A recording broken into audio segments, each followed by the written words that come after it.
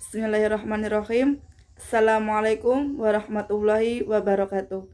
Di sini saya akan menjelaskan mengenai operasi pergantian dan penyempurnaan kelamin dan juga abortus dan menstrual regulation. Yang pertama yaitu operasi pergantian kelamin. Operasi ganti kelamin adalah operasi pembedahan untuk mengubah jenis kelamin laki-laki menjadi perempuan atau sebaliknya.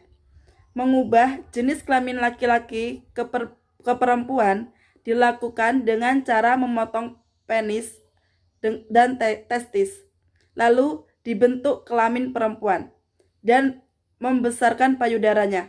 Sedangkan mengubah jenis kelamin perempuan menjadi laki-laki dilakukan dengan cara memotong payudara, menutup saluran kelamin perempuan. Pada umumnya tidak dibolehkan atau banyak ditentang dan bahkan diharamkan oleh syariat Islam untuk melakukan operasi kelamin.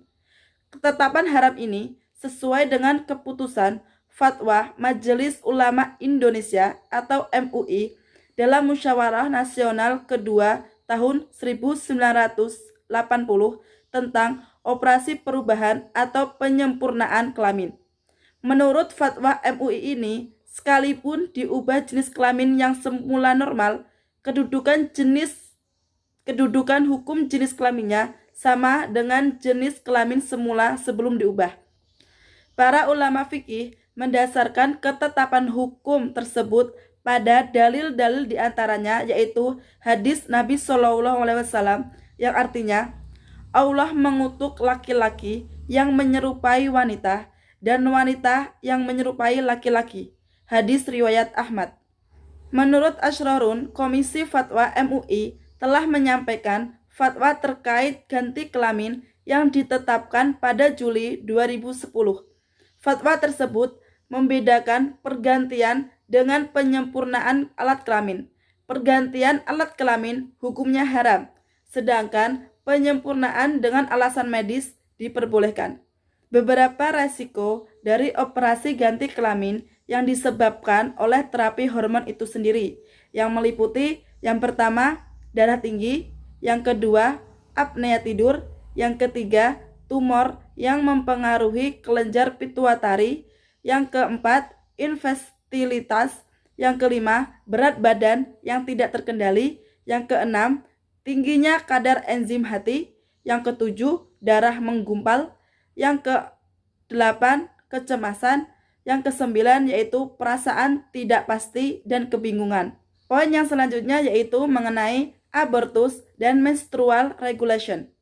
Abortus berasal dari bahasa Inggris yang disebut abortion, berasal dari bahasa Latin yang berarti gugur kandungan atau keguguran. Sedangkan menurut Sardikin Gina Putra, Fakultas Kedokteran UI, abortus ialah mengakhiri kehamilan atau hasil konsepsi sebelum janin dapat hidup di luar kandungan. Menurut Muryono Reksidipuro, Fakultas Hukum UI, abortus ialah keluarnya hasil resepsi di luar rahim sebelum waktunya atau sebelum dapat lahir secara alamiah. Dari pengertian di atas, dapat dikatakan bahwa abortus adalah suatu perbuatan untuk mengakhiri masa kehamilan dengan mengeluarkan janin dari kandungan sebelum janin itu dapat hidup di luar kandungan seorang ibu. Abortus atau keguguran ada dua macam. Yang pertama yaitu abortus spontan, yang kedua yaitu abortus yang disengaja. Sedangkan menstrual regulation menurut etimologis yaitu pengaturan menstruasi atau haid.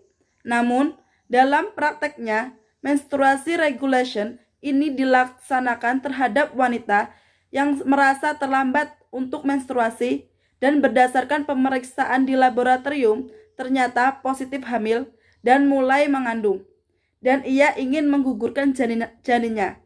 Maka dengan demikian, menstruasi regulation itu pada hakikatnya merupakan abortus yang dilakukan bukan atas dasar indikasi medis. Sekalipun dilakukan oleh seorang dokter, Hal ini berarti menstruasi regulation pada hakikatnya adalah pembunuhan janin secara terselubung.